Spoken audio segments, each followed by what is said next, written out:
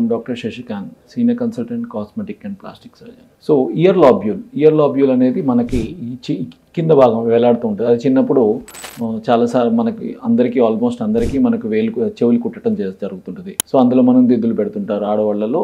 మగవాళ్ళలో కొన్ని రోజులు పోయిన తర్వాత అది పూడిపోతుంది, మనం దిద్దులు పెట్టరు కాబట్టి ఆడవాళ్ళలో అది దిద్దులు పెడతా ఉంటారు. దిద్దులు కానీ ఇయర్ ఆర్నమెంట్స్ ఏదైతే ఉంటుందో యాక్సిడెంటల్గా ఏమవుతుంది, ఒక్కొక్కసారి అది ఏదన్నా పట్టుకొని లాక్కుపోవటం కానీ, లేకపోతే బరువైన ఇయర్ ఆర్నమెంట్స్ అంటే చెవి దిద్దులు కానీ బరువైన చెవి ఆర్నమెంట్స్ పెట్టినప్పుడు ఆ బరువుకి ఏమవుతుంది, అది కిందకి సాగిపోతుంది. సో ఆ హోల్ పెద్దదైపోతుంది. ఒకవేళ అది ఒక రకంగా పెద్దది అయిపోవచ్చు, లేకపోతే ఒక్కొక్కసారి మొత్తం కట్ అయిపోవచ్చు అనమాట. సో దాన్ని స్ప్లిట్ ఇయర్ లోబ్యూల్ అంట. అలాగే ఇంకా వేరే ఒక్కొక్కసారి ఏమవుతుంది, చిన్నప్పుడు మనము ఒక చోటే ఇయర్ పియర్సింగ్ చేస్తారు. సరే వయసు పెరిగే కొద్దీ ఫ్యాషనబుల్ ఉండడం కానీ వాటెవర్ రీజన్ ఏదైతే కానివ్వండి, పైన 2-3 ఒక్కొక్కసారి మొత్తం పై నుంచి కింద దాకా అన్ని పియర్సింగ్ చేసుకుంటుంటారు. సో చూడటానికి బాగానే ఉంటుంది, కాకపోతే ఒక్కొక్కసారి దాంట్లో రిస్క్ కూడా ఉంటుంది. ఏంటంటే ఒక్కొక్కసారి ఆ కార్టిలేజ్ దగ్గర క్లోజ్గా ఇయర్ పియర్సింగ్ జరిగినప్పుడు ఒక్కొక్కసారి కార్టిలేజ్ ఇన్ఫెక్షన్ వచ్చే అవకాశం ఉంటుంది. కార్టిలేజ్ అంటే మనకి మెత్తటి ఎముక, ఏదైతే ఈ చెవికి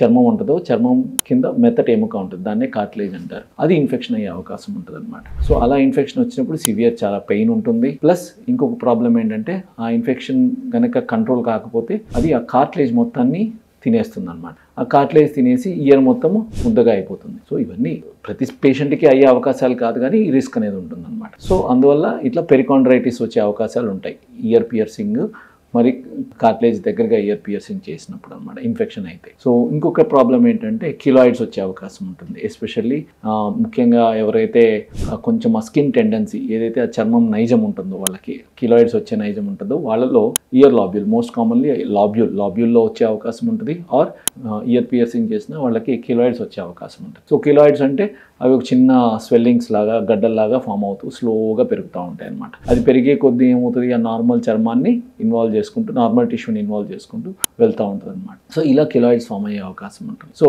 ఇంకొకసారి షేప్లో తేడాలు ఉంటాయి. ఇయర్ షేప్ అంటే బ్యాట్ ఇయర్స్ అంటారు. ఒకసారి ఇదంతా బ్యాట్ ఇయర్స్ లాగా వెడల్పుగా ఉంటుంది అనమాట. సో అలాగే కొంతమందికి ఈ లోబ్యూల్ కిందది ఫామ్ అవ్వకుండా ఉండొచ్చు. అలాగే కొంతమందికి లో సెట్ ఇయర్స్ అంటారు. లో సెట్ ఇయర్స్ అంటే ఉండాల్సిన లెవెల్ కంటే కూడా కొంచెం తక్కువ కిందకు ఉండడం అనమాట, దాన్ని లో సెట్ ఇయర్స్ అంటారు. సో ఇట్లా రకరకాల డిఫార్మిటీస్తో ఇయర్ పిన్న ప్రజెంట్ అవ్వచ్చు అనమాట. Thank you.